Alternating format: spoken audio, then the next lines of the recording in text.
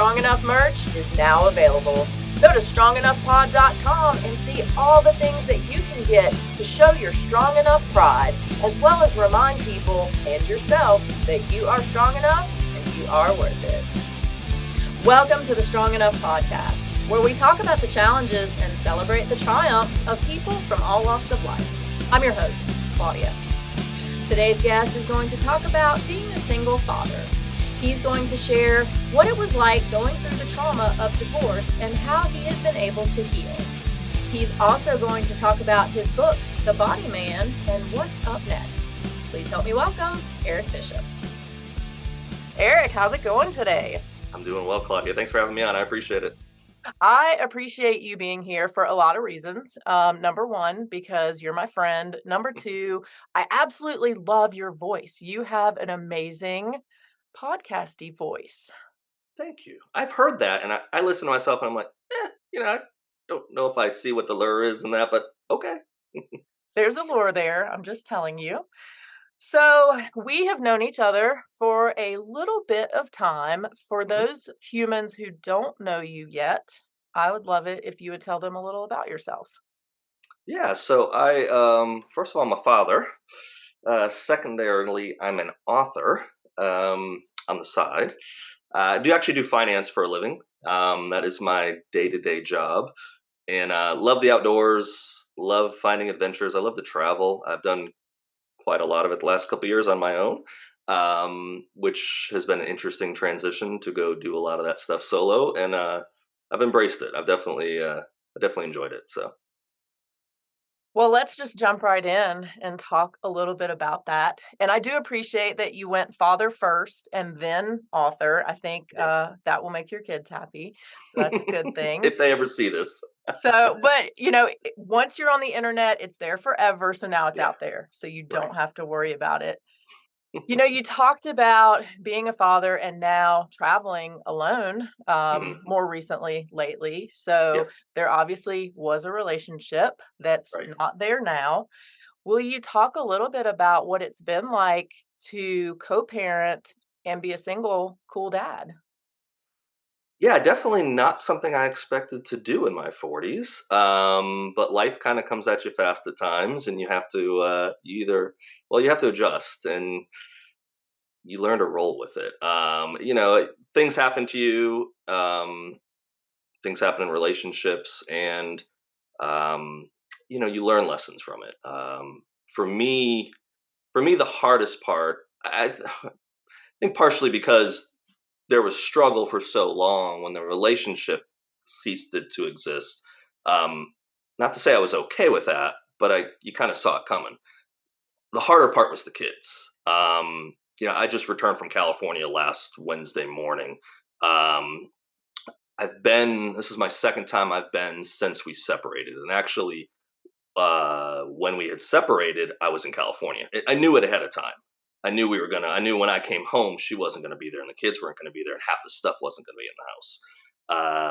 But I thought about it, and I've thought about the last two times I've gone to California. Wow, I remember coming back in 2019 and everything was different. And that was probably one of the hardest nights of my life, coming home to an empty. I did get to see the kids for a few hours. I got home late, I think, in the afternoon or early evening, and I got to see them for a few hours. Then they went away. I went to where my ex was living, or soon to be ex, and then it was just me in this house by myself. Um, I pulled out and watched. Man, what did I watch? I think I watched Mike Myers movie. I think I watched one of the Austin Powers. I just wanted to laugh. I wanted to laugh. I think it was The Spy That Shagged Me or something. I watched one of his movies just because I wanted something absolutely stupid, something I could just deal with the change that was taking place. Um, and then, yeah, it was an adjustment after that, because then you're starting this new life where you take for granted, as a parent or as anyone that has a loved person with them, when they're with you all the time, they're not with you all the time. And I mean, in the case of a parent or someone close to you dying, obviously you'll never get that back. In this case, I was used to tucking my kids in every night I was home, and all of a sudden, more than half the month, I'm not. So that was a huge adjustment. That was extremely difficult. The good thing is we're talking about this in 2023, so not making light of it. It's just it was a hard adjustment, but you got over that hump, and then it's your new norm, and you kind of learn how to cope with it, and you actually get to a point. For me, I, I use this story. The first couple months, probably, I would have them for a weekend. I'd have them from like a Wednesday or Thursday until a Monday morning. I'd have to bring them back Monday morning to her, and we lived close by each other, like 6 minutes, 5 minutes away.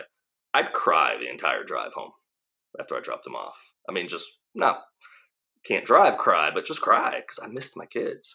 Um, and after a period of time, I stopped crying less. It stopped being emotional less, and I kind of adjusted to, okay, this is where they go then, and now you have to do your thing. You have to move on. And yeah, it was a hard time. I've just had them this past weekend. I was in California for 8 days, which I haven't been. I could do We do split off summers. So summers I will go a week without having them, but then I have them for a full week.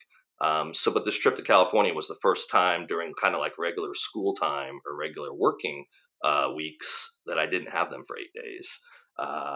And I thought about it while I was out there. I was Phones work and FaceTime. I FaceTimed them from the Pacific Ocean.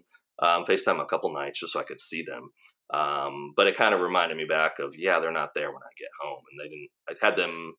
I had my daughter that day actually, so I did get her back that afternoon. So that made it pretty good. Although I was exhausted, I took the red eye and we were out at the grocery store that night, and she was just piddling around, wanting to look at stuff. And Daddy, let's look at this aisle. And I'm just like, I just want to go to bed. It's like 8:30. I don't ever go to sleep at 8:30 unless I'm dying. I just want to go to bed. That hour in the red eye did not cut it. I'm too old for that. So, but yeah, I'm in a good spot now. I couldn't say that for a while, but I'm definitely in a much better spot.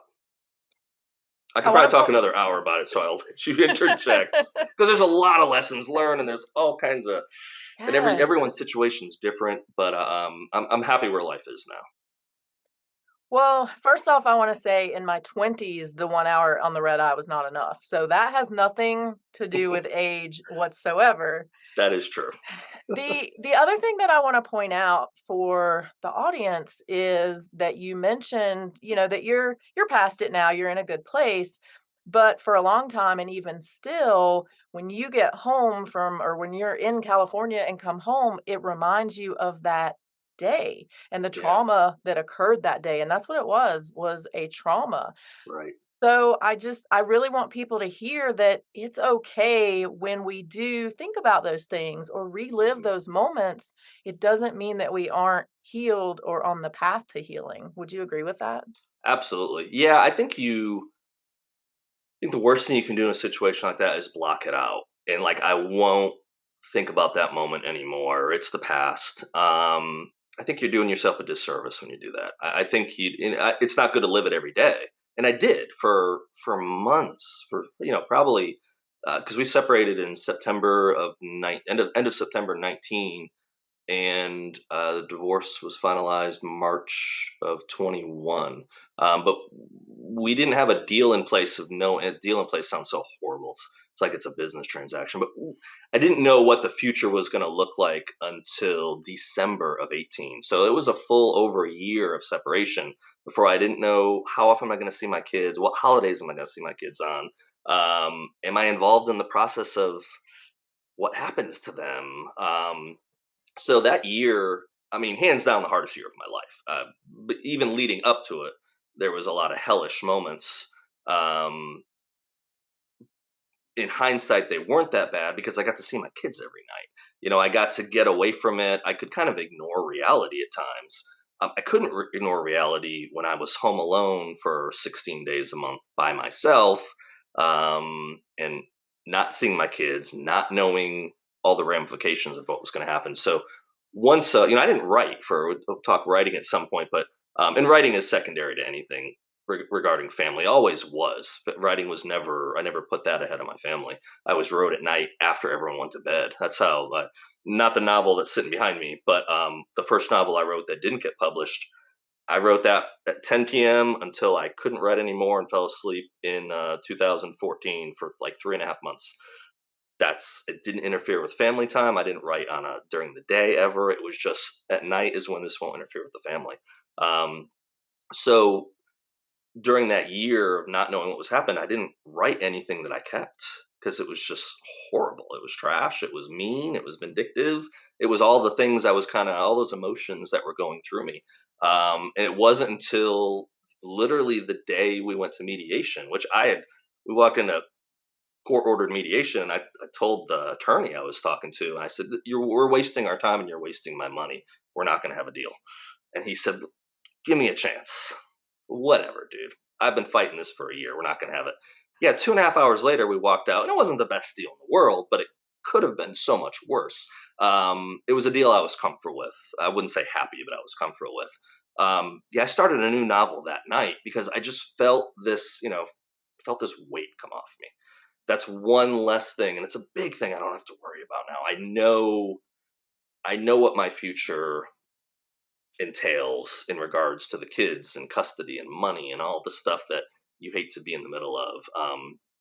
But it just, it kind of gave me that peace. But it wasn't until that moment. So that, from September 19 until uh, December of 20, if you interviewed any of my friends, they'd be like, "Oh God, we got so sick of him complaining, and we got so sick of all this." So they're probably they're saints to deal with me. But you're right; it's such a traumatic event, and so to push it away and act like it didn't happen, of course, will do yourself a disservice. But also at the same time, on the flip side, is you you need to revisit those things at times. I think it's good for you, but it needs to be at times. It's not something that needs to be, especially once things have settled. Once you've gotten resolution, you do need to just kind of move. You need to move on with your life, and I think that's a struggle people have is they'll always go back. And there's things that trigger me that still normally it's a contentious issue going on, an email, a text, a phone call, or whatever that I'm geared up. But in the past, that during the separation when that happened, I'd be geared up for a week. Versus when it happens now, I'd be geared up for an hour and it's gone because then I go, well, at the end of the day, I have a blueprint of what I'm entitled to, and that can't be taken away. So yeah, so it's interesting to make that transition. But yeah, people, and people deal with it different too. Especially from guys. Guys, I think probably a lot more don't share their emotions. They internalize a lot of things. What comes out a lot of times as a guy is more probably anger, more rage, than wanting to talk about what happened or discuss it. I've always been willing to discuss it. It's just not always been a good subject. So So, I want to talk to you a little bit about getting to that point of splitting up because you yeah, mentioned your age. So, I did not do that. But you guys were together for a long time and you yeah, were at a period in your life that isn't old by any stretch of the imagination. But it's a period when a lot of people are like, you know what? I'm just gonna stick with it. I'm just gonna yeah. stay here. I'm miserable.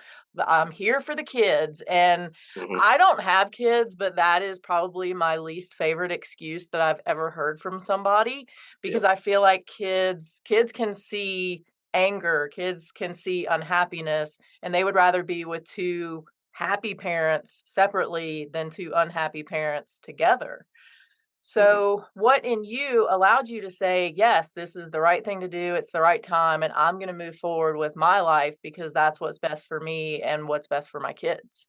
Yeah, no, so 100%, I agree with you. And I think, yes, I can't imagine there's an easy age to go through it. So, and I won't speak for my parents, but my parents got divorced later, on after being married for, it wasn't as my mother, not my biological dad. They got married when I was 10, but he was the only dad I knew. So they got divorced. I don't even remember how long ago now it was. That's bad. Probably was 7 years. But one thing that stuck with me, and it wasn't the catalyst for me doing what I did or for us splitting up, but I definitely took some comfort in the fact of my mom had shared with me that she wished she had left when I have a younger brother and sister. My sister's in her early 30s, my brother's 30. And my mom flat out told me years back, and it might have been when I was going through my separation. I don't know if it was when I was married or not. But she said, I wish I had left when the kids were little. We stuck together, or she stuck together. Couldn't speak for him, for my dad, but I stuck together for the kids. And I had left because I was so much older. I was 12 years older than my sister, 15 years older than my brother. Once I got to college, I only went home for visits like a couple times a year. So a lot of my interactions with my siblings ended when they were between the age of 3 and 7 or so, and then I was just not there very much. So my memories of what happened in even my mom and dad's relationship were much different from what they experienced. um, but s- being around at times and seeing how the tension was and seeing the relationship, I knew going through it myself, and for a period of time probably didn't want to split up because of the kids. um I can, and, it's so hard. I can say with 100% certainty it would be so much better if my kids grew up with a mother and father who loved each other, and we're in a solid relationship, absolutely. However, I can say with authority living through this now, kids are much better living off with better off with a father that loves them and gives them the attention they need. It's not with his ex-wife anymore, and the mother who loves her kids and gives the kids the attention they need. They're better off with two separate loving parents than two parents that are just miserable. And in my for speaking for my relationship, there wasn't no yelling, no this and that. It was just two people going through life that were not acting like they should, not showing the love to the kids, not in the sense of their relationship Mhm. being an idea of what an ideal relationship would be. So, and I'll share this. I haven't shared this probably with any other things. So, probably the thing that I still think about, and I mentioned it to someone not that long ago, actually. So I just bring it up here is soon after we separated, I was out walk with my daughter and so she was probably 6 or 7. um, and we were having conversation about relationships and moms and dads and stuff, and she kind of paused and looked at me and she goes, Daddy, I don't have really only a few memories of you and mommy hugging each other and kissing each other in front of me. I don't, I didn't see that. And I mean, you want to talk about a dagger in my heart. I mean, it just hurt so bad. And then my brain flipped and said, dear God, this kid, I just gone, I was think I was just kind of, we just gone through marriage counseling a few years before that. It's like, this kid's going to be in counseling now because of me, because of the relationship choices I made. And oh goodness. But it also, as bad as that moment was, I looked back on it and realized that, this was the right decision because the kids were seeing, and my son his experience is a little different. He's 4 years older than my daughter. So I think early on when he was little, the relationship was different. It was more after my daughter came. But so I don't think, and we've never, he's a boy, so we hadn't had those conversations I've had with my daughter.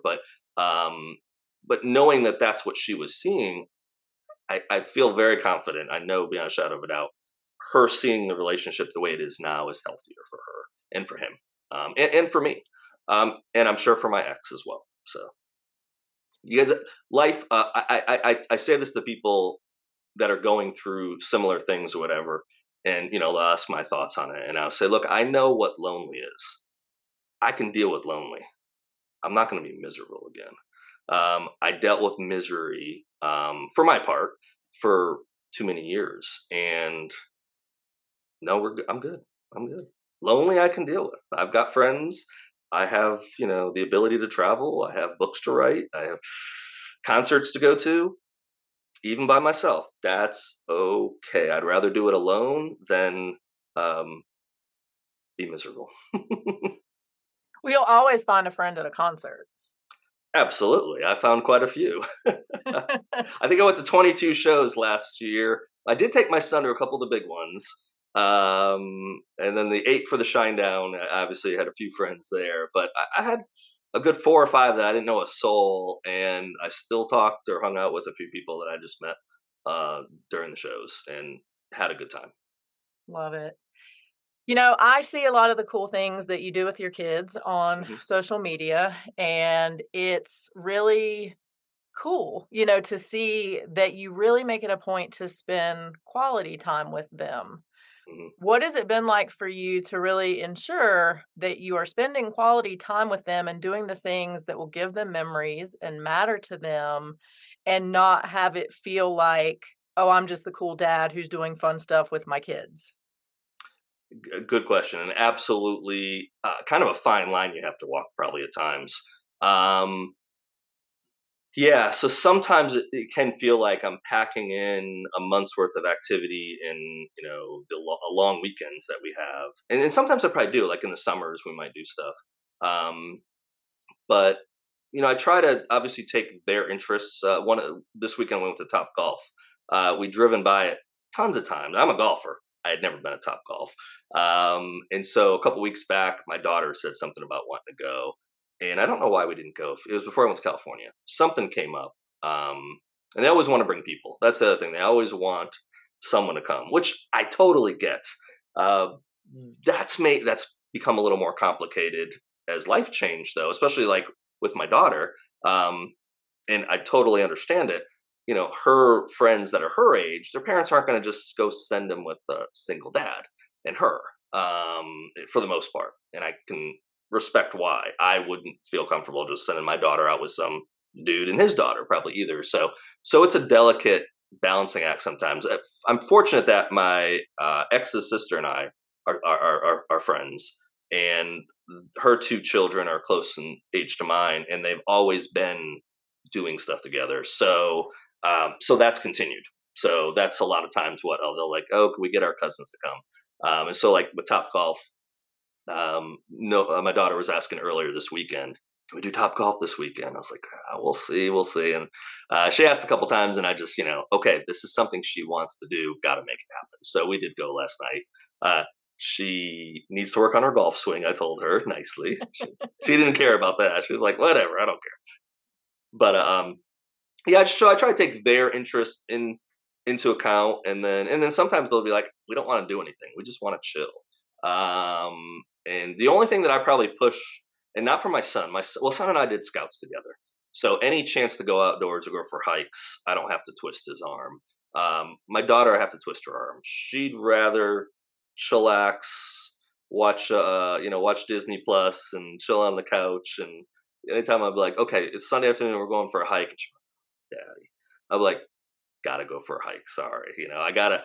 Dad's got to get his steps in. He's middle aged. He needs those 10,000 plus steps. So, but yeah, I definitely try to keep them in mind.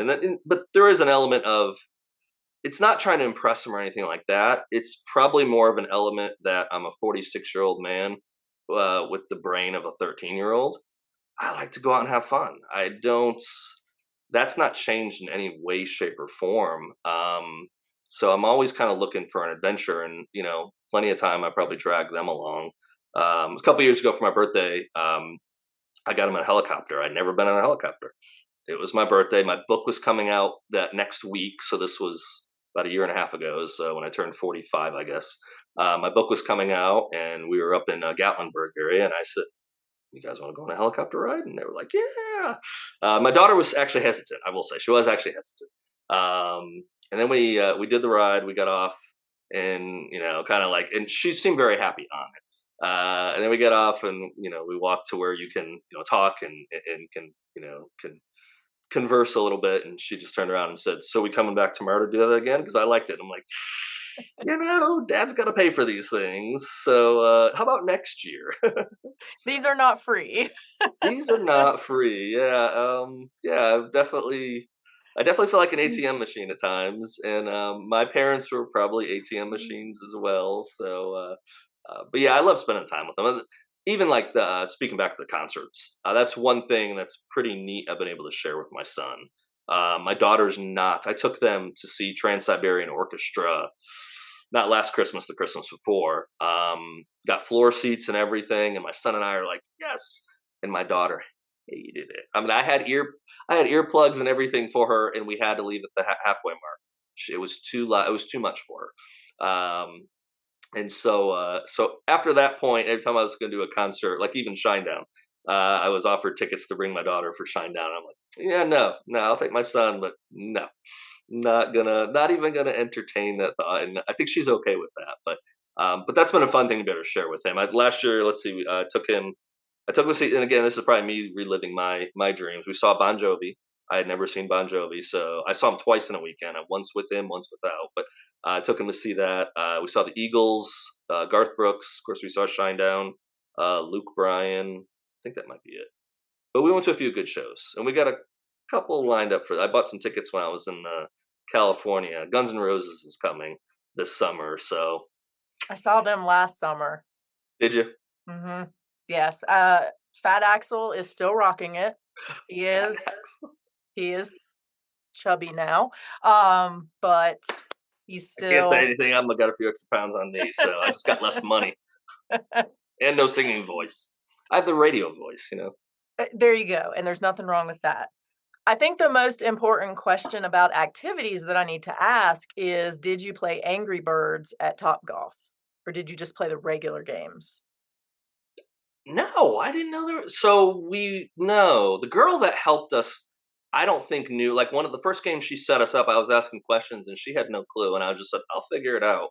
So no, we will go back because the Now kids you're gonna yeah, now you had have to fun. go back So there's because Angry Birds version. I did not know that. yes. So you What? look up at the screen and it has like the scene of Angry Birds that you're Yeah, playing, and it gives you the landmarks of like the reds and the yellows and where the castle is and the pigs right. are. And then you hit the bird, and the birds do the same thing they do in the game. So if you're hitting the little blue bird, he splits into threes, or if you're doing the yellow bird, he zooms really But fast. how do you And see it if you can't see if you're hitting though?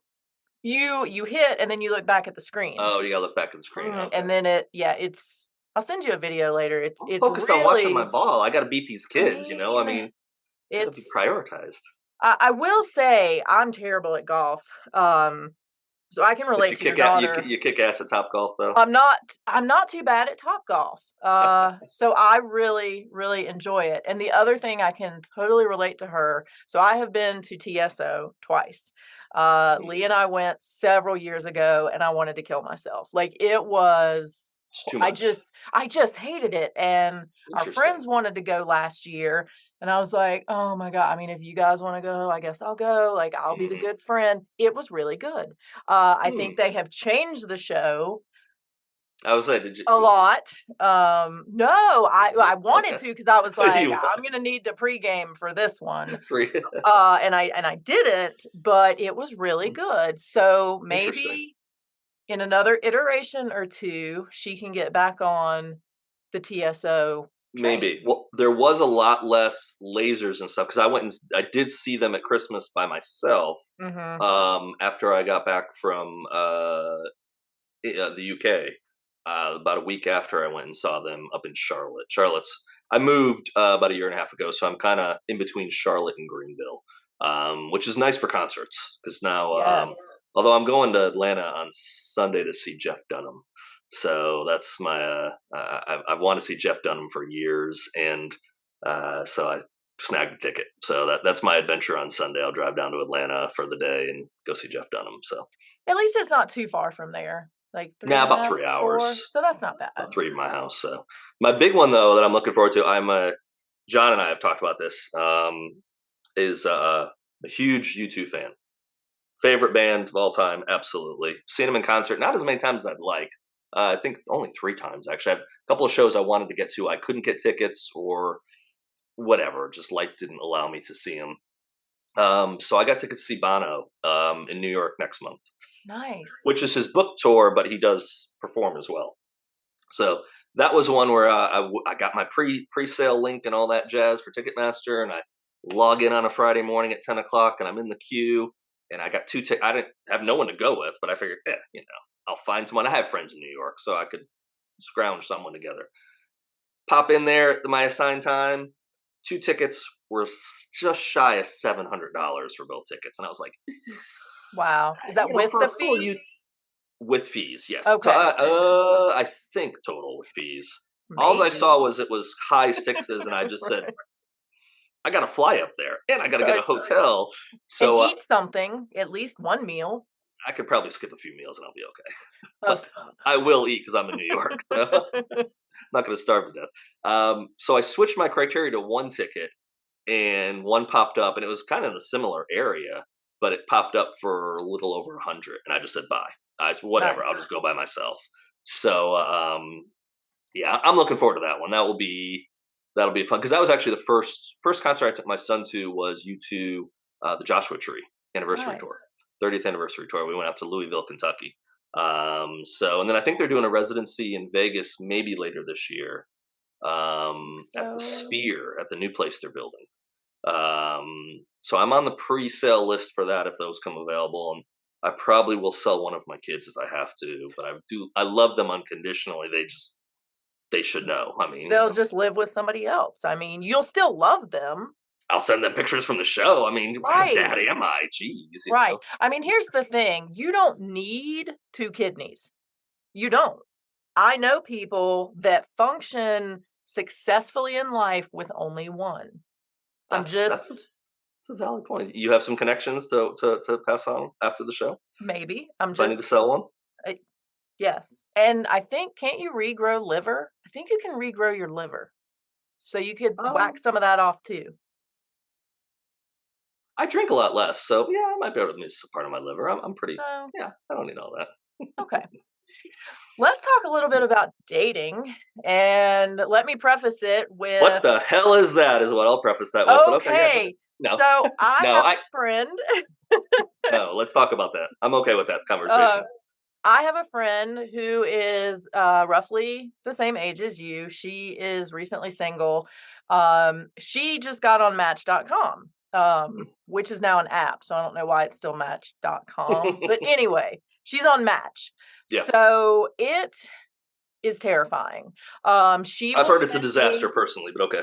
I mean, she sends me all of the fun ones. And what are you guys doing? Like, if you, Eric, are gonna go on a dating app, tell me, like, what is your profile picture gonna look like? Let's talk about this. Like, what are you This gonna right here. what are you gonna okay, so you're gonna do, like, I the lawyer pose? I'm just gonna be like, Well, that'd be no, better than what she's getting. So what would you yeah. do? So let me tell you my story behind that. So I do have a story, and I was going through the separation. I don't know how far along I was in the process. I met. I've got a really good circle of friends, close friends. Fortunately, I can say that as a fortunate. Fortunately, none of them have gone through divorce. Unfortunately, they're no help to me. Then Right. what do I do? I don't know what to do. Well, um, a friend of mine had introduced me to someone he knew that was a writer that or was writing, and I connected with this particular person merely for writing. And then at that time in my life, I think by the time I met this guy, um, my life fell apart. So I was calling him every few months, not very often, but he knew what was happening. And because he was there and just offered me encouragement, offered me some suggestions, and he was really helpful to the process. And I can't remember exactly how it came up. It might have been a joke where I said, "Well, when I go on a date," and he was just like, "Time out." I was like, "Okay, what's going on?" He goes, "Time out." He goes, "I need," because he had gone through a horrible divorce. He had little kids like I did, so very similar experience. Um, and he said, "So I've been this road. I kind of know what I'm talking about. I know you don't know me well, but can I offer advice? And can are you willing to do something if I ask?" And I'm like, "I'm willing to. We'll see what it is." And he said, "Okay, once you get your divorce finalized, would you be willing to not date for 2 years?" And I didn't just go yes. I didn't jump up and said, but I'm like, I mean, I'll think about it. And then we talked about it for a while of what, and he did not. He jumped into another relationship for like 6 years that was worse than the first one. And the more I thought about it, the more I thought about myself, the more I thought about what I had gone through, the more I realized, damn, that's some good advice. Because I think, and I can only speak from guys or from me, um, men typically, if they haven't found one before it's even finalized, before they've even separated, men go to the next woman. It's just a man needs a woman most of the time. Men are needy, they're whiny, they're bitchy about stuff. You Um, said this, just like you said this, not me. Have you seen all those Biden videos? This is all AI. I didn't say any of this. You made this on your video on your computer, and now you're framing me, Claudia. That's horrible of you. But no, so to take it back serious, I just was like, I think I'm willing to do that or try that. It was probably the best damn advice I ever got. And so I'll make a joke out of it though in a second here. I was just in California last week, and because of COVID, I used to go out all the time. COVID killed that. My company stopped travel. I had to come out for work this week or last week. So one of the managers out there who I'm really good friends with, I had dinner with her and her husband. Um, uh, I hadn't seen her since COVID. I hadn't seen her since I've been divorced, and she knew all the crap that was happening when I was separating. I was out there that week I was getting separated, so she knew what was happening. So she kind of asked me the same question. Well, you dating? And I said, no, I couldn't date for 2 years. And so I explained to her why. I explained to her what I talked about. I said, but, so this was on a Thursday, a week and a half, a little over a week ago. I said, my 2 year anniversary for my divorce is, it was last Saturday, whatever, not this Saturday, the one that passed while I was out in California, the 4th of March. I said, but Saturday the 4th is 2 years. She goes, yeah. I said, so I'm going on a date on the 5th. And she was like, "Really? Who?" I said, "I'm not going on a date. What are you talking about?" I said, "But I can." And so I'm open to it, but I'm really glad what I didn't finish saying before I rambled on about it is what my friend said is take those 2 years instead of jumping into a relationship or having to be with someone. He said, "Go find out who's Eric Bishop. What does Eric Bishop like to do? Go do it." He said, "Go write a damn book. Go take a trip by yourself. Go do things that most people are afraid to do because they feel like they have to do it with someone and just be comfortable in your own skin." I had a friend that just went through a similar situation and he's about a year behind me in the process. I gave him that same advice. I was like, "Hey, my buddy Austin gave me this advice.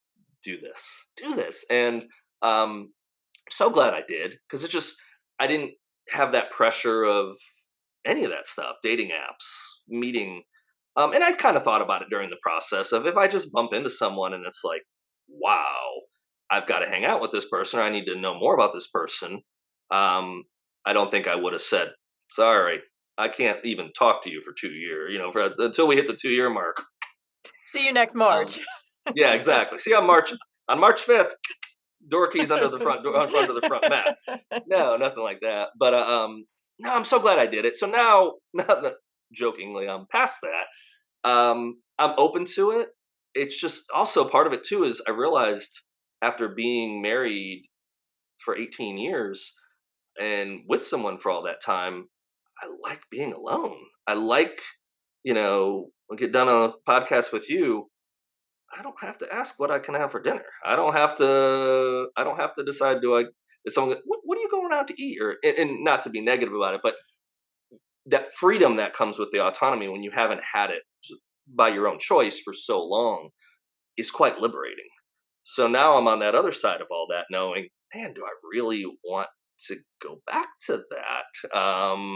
It would definitely be something very casual to start with, and also my kids. My kids will not be pleased if I say, "Hey, here's your new mom." Yeah, that's not going to go over very well with my kids. My kids love their mother unconditionally, and will not be happy if I bring a new person in. And not that I will never do that because of them, but it would definitely be a fine line to walk and something. So I wouldn't introduce anyone to them unless it was really important person to me.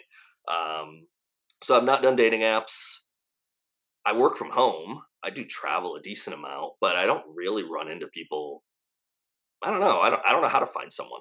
So if you got suggestions, I'm open, but I'm open with hesitation because life's good. And again, you know, I can deal with lonely, not into miserable, not into miserable. So, but I do want to find someone at some point. I'm definitely not the kind of person that's made to be alone.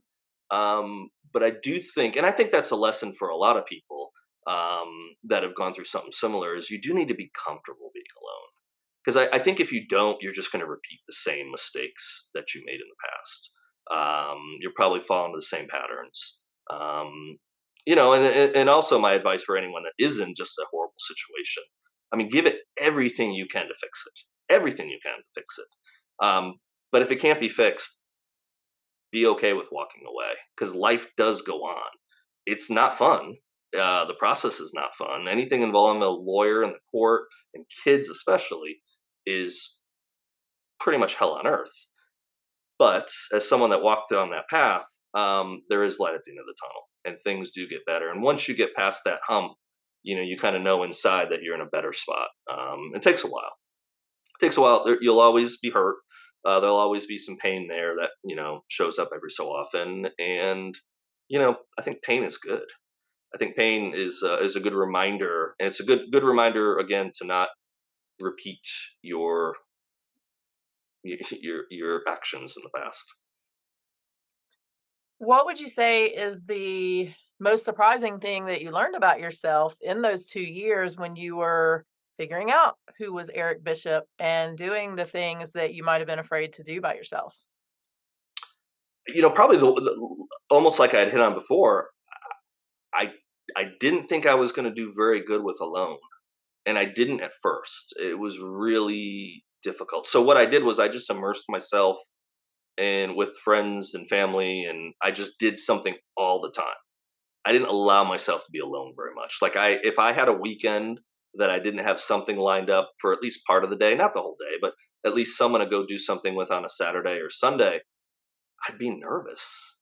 And so I kind of got to a point after a while where I said, you need to figure out how to do this and be content with who you are, not having to have someone else fill that void. And so for me, and it just took time. It just took time. Like I think the last 2 weekends actually that I didn't have my kids, I didn't see anybody, which is rare. That's not that common, but 2 weekends in a row, I didn't see a single friend. I didn't go out to dinner with anyone. I just focused time on me. And there wasn't one moment I sat in this house and said, "Oh man, this sucks." I was kind of like, I was cool with it. And that kind of, now that I think about it, that kind of gave me some perspective or some joy of saying, you're at so much of a better spot. So that was kind of the lesson learned of you can actually go out and have fun by yourself. You don't have to. And again, I think people are so used to having someone there that helps fill the void. Even if that someone there isn't really filling a void, they're causing conflict, and you're going to have conflict. That's one thing I definitely had learned of. There is no perfect relationship. There's no easy relationship. Every relationship is hard. Um, but that being said, you need to get something positive out of it too. Both parties need to be getting something positive out of it. So, and if they're not, yeah, and at some point, and like you said earlier, and mentioned, people will stay together for the kids, or they'll stay together because they don't want to be alone. And if I was 75 going through that, or 65, I probably might have a different perspective because I looked at it as a gift in a way.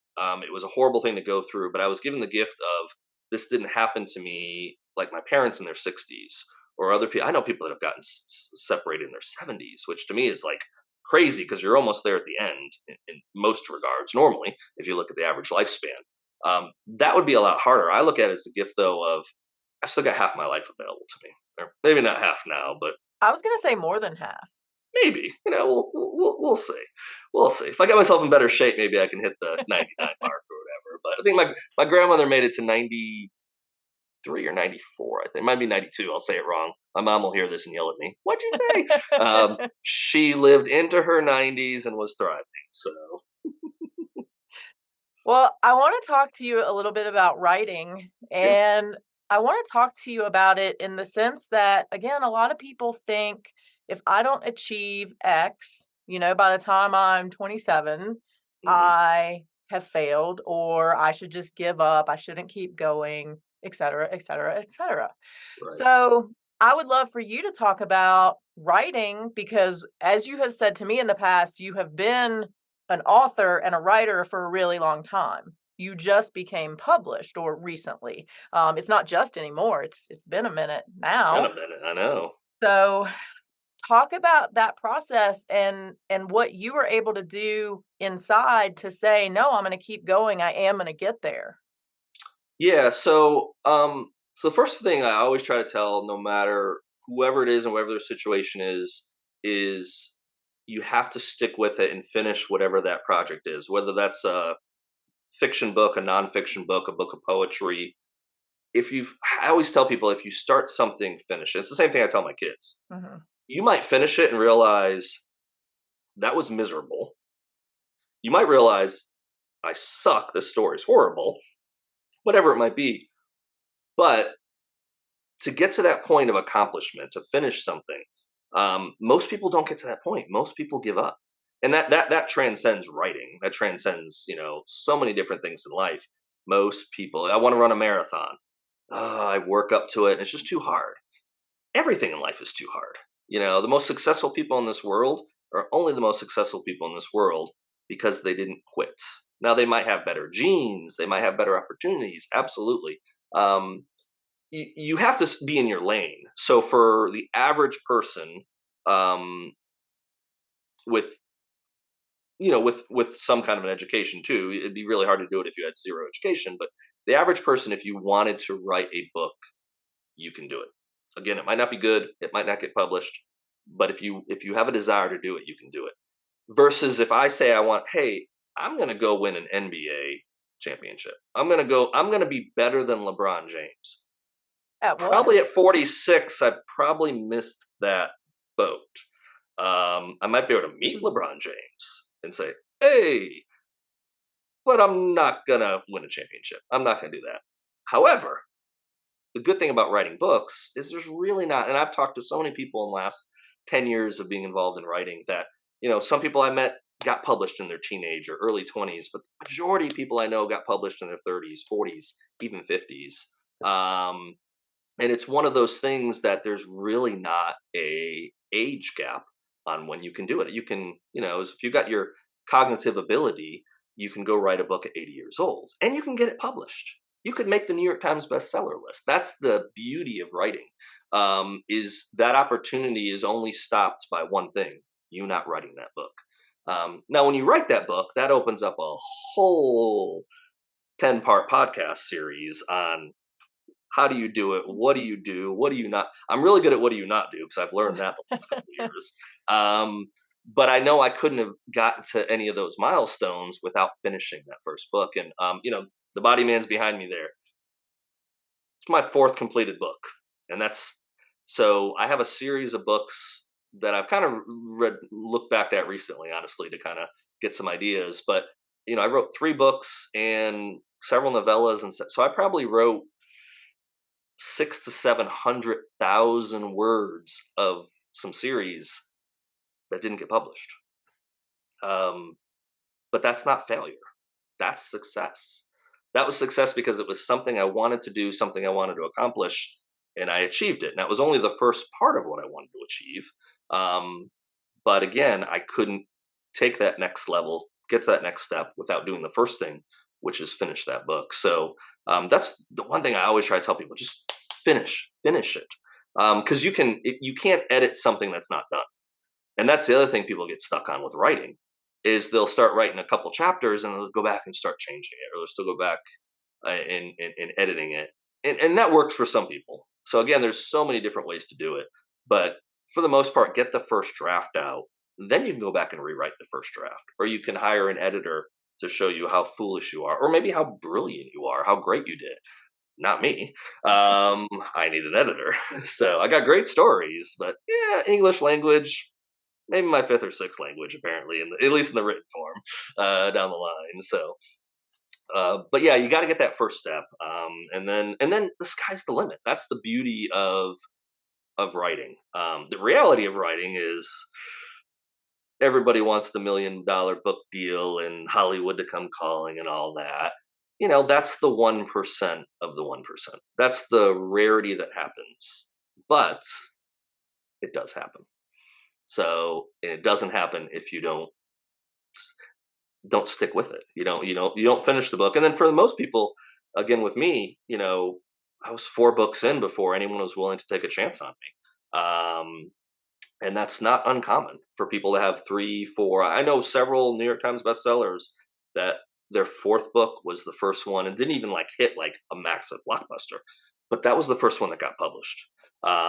That's been extremely common number. It kind of gave me some hope when I heard that and saw the interviews, and I'm like, hey, The Body Man was my fourth book. What do you know? But perseverance goes a lot of way, but perspiration is going to happen as well, even with writing. So What is it like to give that lesson to your kids in real life, in real time, that I stuck with it, I finished what I started, and look what I accomplished. It's sitting behind you. How does that feel? really good. I don't know if they appreciate it or they ever have. It's actually funny when they first got it. I gave them both hardcovers copies when as soon as I got the hardcovers, and of course they flip them open. The first thing they said is, "Where's our names?" I was like, "Well, you're in the back. Like, we're not in the front." It's like, "No, that's your grandmother. Your grandmother was the first fan I ever had. She bore me. Hmm. She got the book dedicated to her." And I was like, "You get the second book, sorry, but mom had to get the attention for the first one." So, but yeah, no, I think from especially with my son, just talking to him, um, I think it's been a good example to him. I don't know that he's very disciplined. If he puts his mind to something, he'll accomplish it. And I think it just gave him that reassurance that, hey, dad worked hard for this, and even though he really just barely got his leg into the door, and I have to keep shoving the rest of my body to get in over the next several years, it's a start. And so again, if you want to accomplish something, you got to start somewhere. I know that you are working on a couple different projects right now, and you have thrown out some teasers on social media, just very basic. I know, I know. So I'm not asking Fake for news. like a special teaser, but give us a little clue as to what's next. So I do shoot. I got email today from someone saying, "When's Breach of Trust? When's the second book come out?" I don't have any news I can share on second book. Second book's done or needs edits in the editing process. I hope I'll be able to reveal something along that line soon. I can say, and I know I've said it on social media. I do have a novella coming out this summer. That's actually what I've been focusing on the last month. Is trying. It's done. I'm trying to edit it, trying to clean it up, and get it to a point where the editors, the real people that know how to edit, can make sense of my gibberish. So I hope that'll be out this summer. I probably later towards the summer. Don't have a release date yet for that. And then yeah, there's a couple. I was I was good about doing it long before I got published. And actually, I've mentioned this. I probably had mentioned it on John's podcast. I probably mentioned it on a bunch of them. 2014 is when I finished my first novel, and I still to this day, the computer I'm talking to you on, I have uh, folders.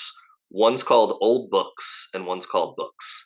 The books are all the projects I've worked on since 2014 and till today. There's a lot of folders under there because I've got a lot of ideas and started a lot of things. Um, Finished some too. I've finished 5 books. I got 2 partially done and a bunch of novellas. So there's a lot of completedness there, at least for first drafts, which is really exciting. But I have this folder called old books, and that's what it is. It was basically started back in college and right after college, where up until or starting then up until probably my early 30s, I'd come up with an idea and I'd write it down, and sometimes I'd spend a week or a month, several nights working on it and typing away. There was one New Year's Eve. I think I was dating at the time. The girl I married, she was sick as a dog. It was New Year's Eve, and I'm like, I just sat there and wrote the whole evening. I loved it. I had a great thing. But here's what Eric discovered: he never finished anything. So up until I was 34 years old, I never finished a project. And I'd get real passionate about it and I'd start it and I'd put it aside. I'd had kids. I'd write a little bit when I'd have kids and then I wouldn't write for months. And in 2014 is when I had my kind of moment of I've got this idea. You've wanted to do this for so long. The only reason you haven't done it is because of you. You're the stumbling block. So I just said, that's it. I can't let that be. So I definitely had to shift my thought process on how to do it. And then now I still do have the problem of starting too many things. So I've got the novella coming out. Breach of Trust will come out. My goal would be to have it come out sooner rather than later is all I can say. Not in the next couple months, but maybe by the end of this year we'll see what we can pull together. And then I've got 2 other projects I'm working on. One I started last fall or last summer. Um, it's kind of a slow burn project though. The idea for it was actually an idea I had for another story.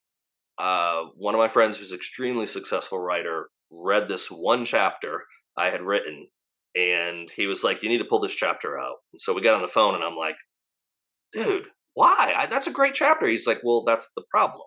It's a great chapter. It's that concept of what you wrote in that chapter can be its own book. Write that book. If you want a big book deal, if you want Hollywood, write that book." So I think that was June of last year. So I've written that. I've started that. I'm probably about, I don't know, 9, 10 chapters into that book. But I have a lot to. I end up stewing over ideas sometimes for a year or two. It can be a while because it's just the synapses don't fire as well as they used to. I don't know if they ever fired well.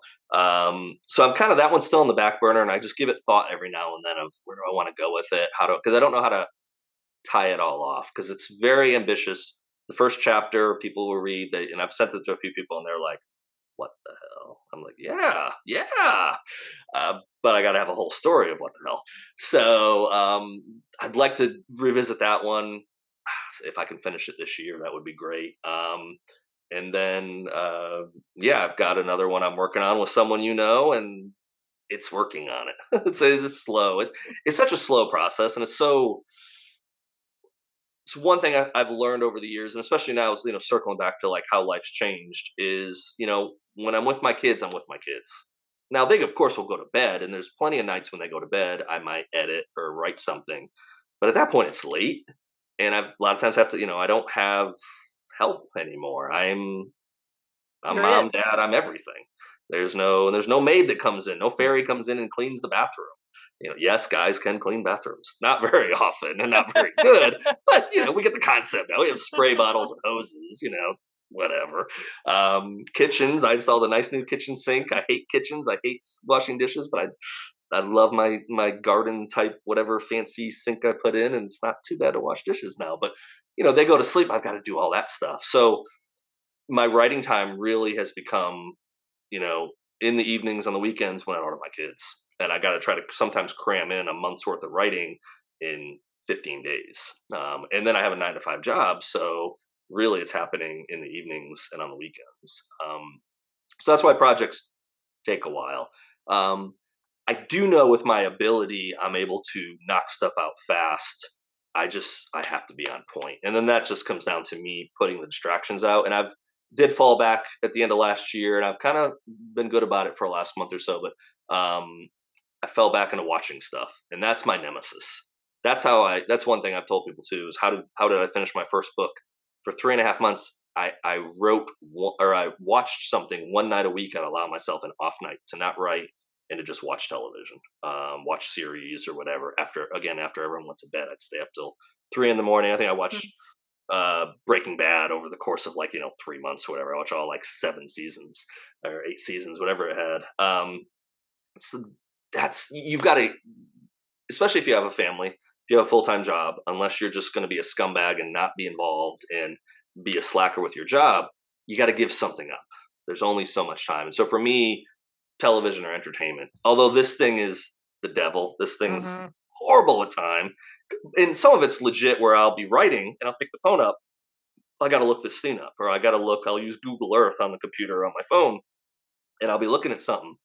Well, then I'll like casually jump on Twitter or something, and then there goes 20 minutes, and it's just like I need to just go like put it in the other room and Get a not let flip phone. Just get a flip phone.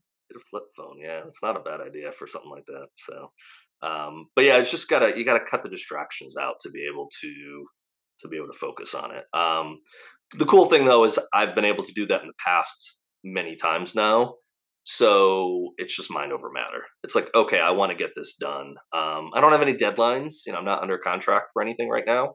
So I'm my biggest obstacle, but I also can accomplish whatever I want because I've been able to do it in the past. Just have to put in the work, and it's hard work, but it's enjoyable. Like when it comes to writing, to me, that's never been work. That's been a medium to let those stories out that are in my head, and I'm grateful for that opportunity. And if it was, I don't know, I would. Part of me really thinks I would just like to be writing full time, and I'd be willing to try it if someone wants to offer me a lot of money. Um, Maybe I won't enjoy it. I don't know. If that's your, and maybe that's Mhm. why it's been easier in the past is because I know I'm not like counting on that money. I'm not counting on, I could up. Well, I did get a book contract, but so there was some deadlines. But like right now, I'm not under contract. So if I don't have to have a deadline. I can go to Top Golf, or I could go see Jeff Dunham or Bono, and you know, can get away with it, which is my excuse that can't use. So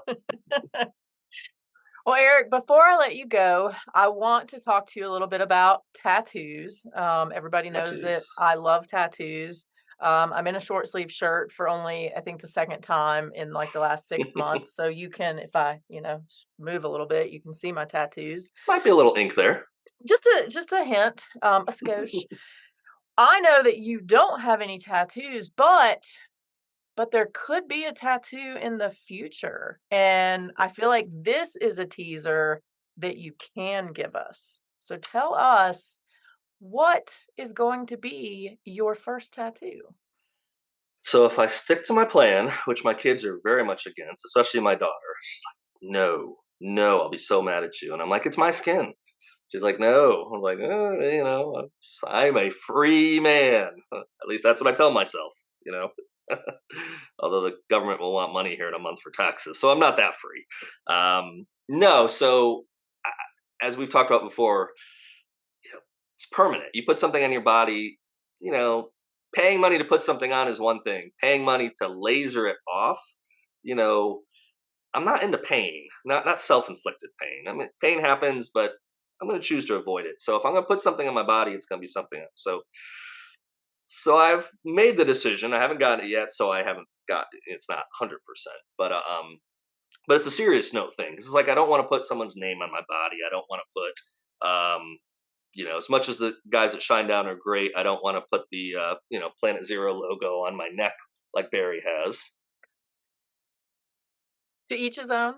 To each their own. No, absolutely. I can see why Barry would do it. I'm just probably not going to do it on me. So I'm not going to advertise my own book on my neck or my forehead or my arms, whatever. Ooh, okay. Not this time. But no, so I was many, many, many moons ago.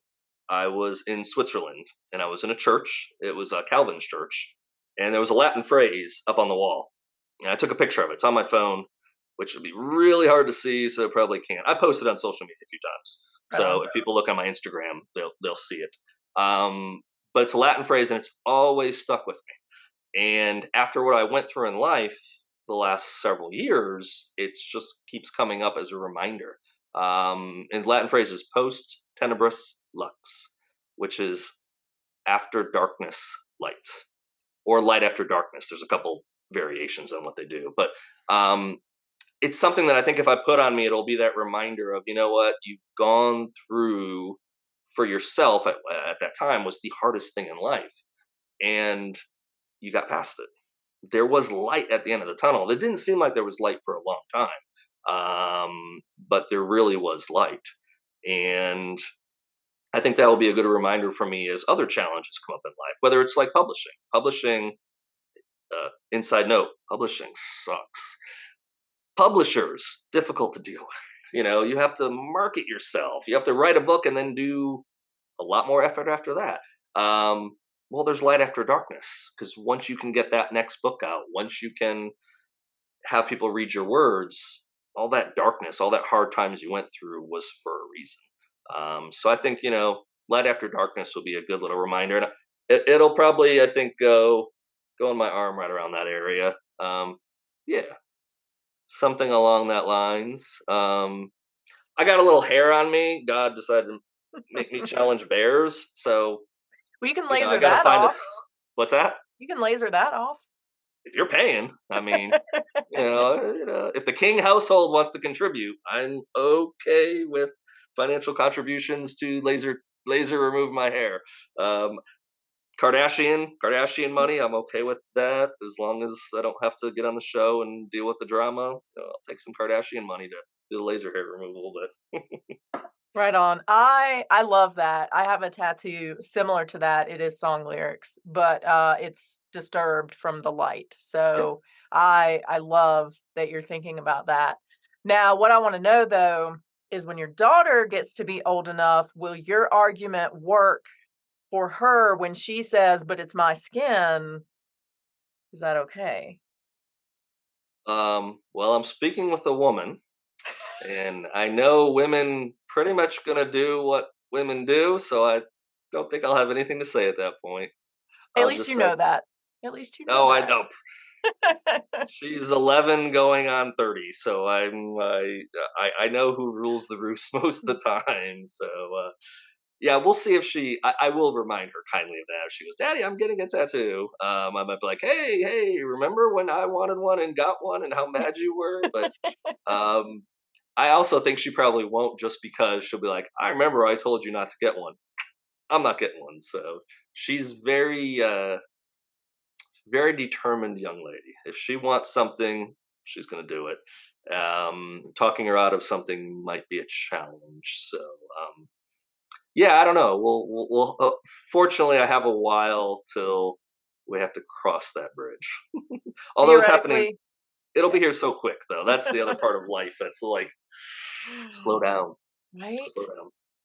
Well, Eric, where can people find you? So if they want to connect with you on social media, if they want to grab The Body Man and read an amazing book, or if they have that hookup on the kidney market and can help you offload one of your kidneys, where can they find you? Or laser hair removal sites that are looking for advertising. Yeah, I got one of those for you. Got one of those Okay, for free. I'll advertise for free laser surgery. I guess. I don't you. I mean, if you know. have to. I don't think so.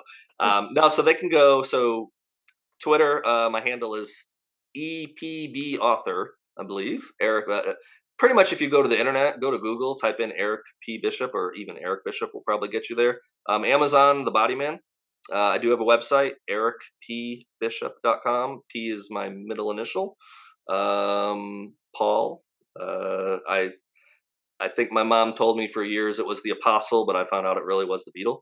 So so I gave it to my son too. I was like, well, middle initial time or middle name time, you're getting the Beatle or the Apostle, depends on which day it is. So, but yeah, then go to ericpbishop.com, and my website has links that sends them to social media and all the other fun stuff to see what's going on. And I do have a newsletter. So if they want to go to my website and sign up for the newsletter, I try to break the news on the newsletter first, and then subsequently social media. But the newsletter people get the news, so they'll see the cover for the novella first. They'll see the release date for the novella first. If they just go there, and there's a little bar there on my website, it just says "Join my journey." Put your email in there, and you get on the newsletter list. And I don't send very many. Sometimes once a month, but sometimes I go months and months without sending them, so they won't get spammed like crazy. So join the journey for the book teasers for sure. Yes, absolutely. Awesome. Eric, you have been absolutely amazing. I truly appreciate your time today, and I know that the audience is going to absolutely love you as well. Well, thank you, Claudia, and I appreciate what you do using this podcast and using your platform to shine light on people that need the attention and stories that people need to hear, and sharing your own story. I think I've spoke with you about that offline, but again, I've gone through some hard times, and lots of people go through hard times, and being able to hear from someone who has walked that path, I think gives people a lot of encouragement, and you are one of those people that has encouraged a lot of people. Thank you so much. You're welcome. If you enjoyed today's episode, don't forget to subscribe and follow us on social media so you'll never miss what's going on. Remember, until next week, you are strong enough, you are worth it. Thank you for listening to the Strong Enough podcast. You can find us on your favorite podcast platform by searching Strong Enough. And on YouTube, we're on the Spear Talk channel. Don't forget to follow us on Instagram and Facebook at Strong Enough Pod. If you have suggestions for an upcoming episode or a future guest, please reach out at strongenoughpod@gmail.com. Remember, you are worth it.